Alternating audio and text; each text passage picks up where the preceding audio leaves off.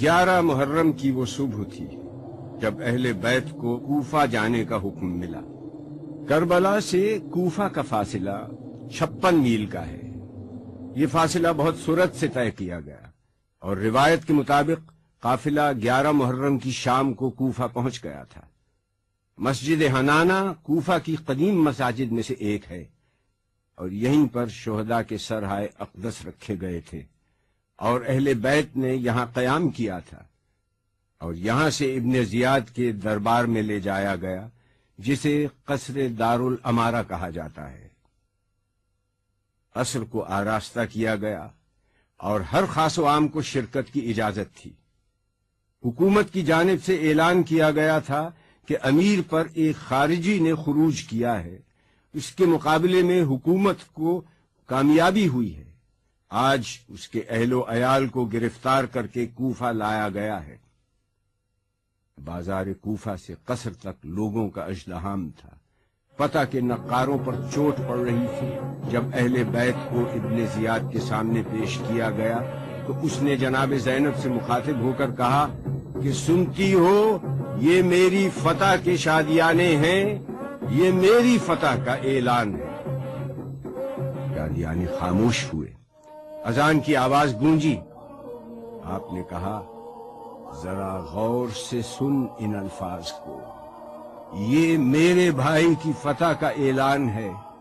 شادیانے بند ہو جائیں گے لیکن یہ اذان تا قیامت گونجتی رہے گی اور میرے بھائی کی حقانیت اور اصول پسندی کی یاد دلاتی رہے گی۔ اس نے جناب زینب سے مخاطب ہو کر کہا کہ خدا نے تمہارے بھائی کو قتل کیا اور تمہیں رسوا کیا اور تمہارے دعوے اور جھوٹ کو آشکار کر دیا۔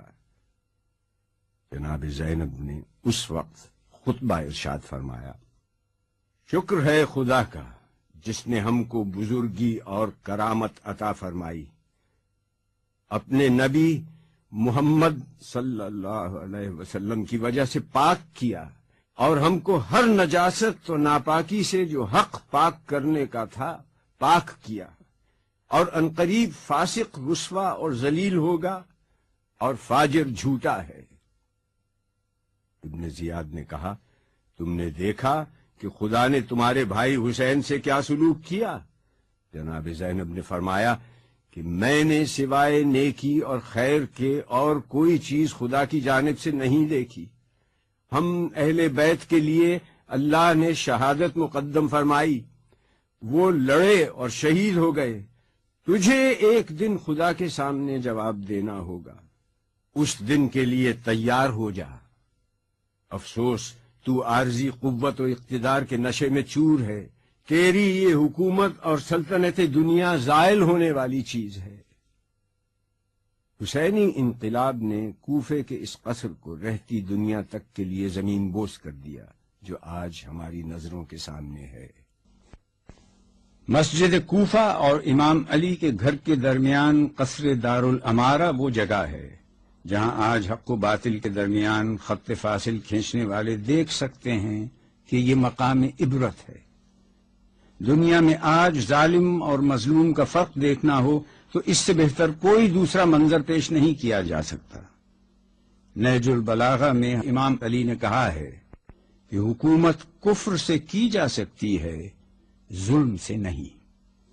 دارالامارہ کا تاریخی پس منظر یہ ہے کہ عبد الملک بن مروان تخت پر تھا کہ مصعب بن زبیر کا سر اس کے سامنے لایا گیا تو عبد الملک بن عمیر نے مروان سے کہا کہ ایک دن میں اور ابن زیاد اس مقام پر بیٹھے تھے کہ حسین کا سر اور قافلہ حسین ابن زیاد کے سامنے پیش ہوا۔ پھر ایک دن وہ آیا کہ میں اور مختار ابن عبیدہ ثقفی بیٹھے تھے کہ ابن زیاد کا سر ہمارے سامنے آیا۔ پھر ایک دن ایسا آیا کہ میں اور مصعب بن زبیر بیٹھے تھے کہ مختار ثقفی کا سر ہمارے سامنے پڑا تھا، اور آج وہ دن ہے کہ مصعب کا سر ہمارے سامنے پڑا ہے۔ اس واقعے کو سننے کے بعد عبد الملک بن مروان نے 71 ہجری میں اس قصر کو گروا دیا۔ پھر اس کے بعد آج تک کسی کی ہمت نہ ہوئی کہ کوئی اس کی تعمیر کا سوچ بھی سکے۔ مٹایا قیصر و کسریٰ کے استبداد کو جس نے، وہ کیا تھا؟ زور حیدر، فقر بوذر، صدق سلمانی۔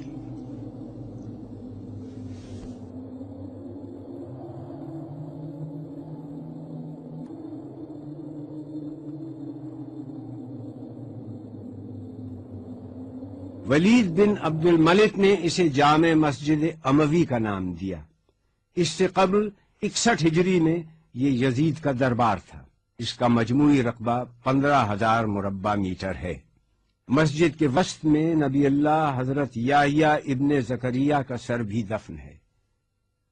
مسجد اموی سے ملحق کھنڈرات کا ڈھیر آج بھی موجود ہے۔ یہ یزید ابن معاویہ کا محل ہے جہاں وہ رہتا تھا۔ ماضی میں ظلم و استبداد کرنے والی حکومتوں اور جابر حکمرانوں کا ذکر اب ان زمین بوس کھنڈرات تک محدود ہے، وہ بھی اس لیے کہ اگر آج دنیا میں کہیں بھی ظلم و جور ہوگا تو ان حکمرانوں کا انجام بھی اس سے مختلف نہیں ہوگا۔ محل سے نزدیک ہی ایک بند گلی میں ویران اجاڑ تہہ خانے میں یزید ابن معاویہ کی قبر ہے۔ ہیں زیر زمین صاحب تخت و علم و تاج، جو صاحب نوبت تھے نشاں ان کے نہیں آج، جو شاہ کے شاہوں سے صدا لیتے رہے باج، وہ باد فنا آپ کفن کے رہے محتاج۔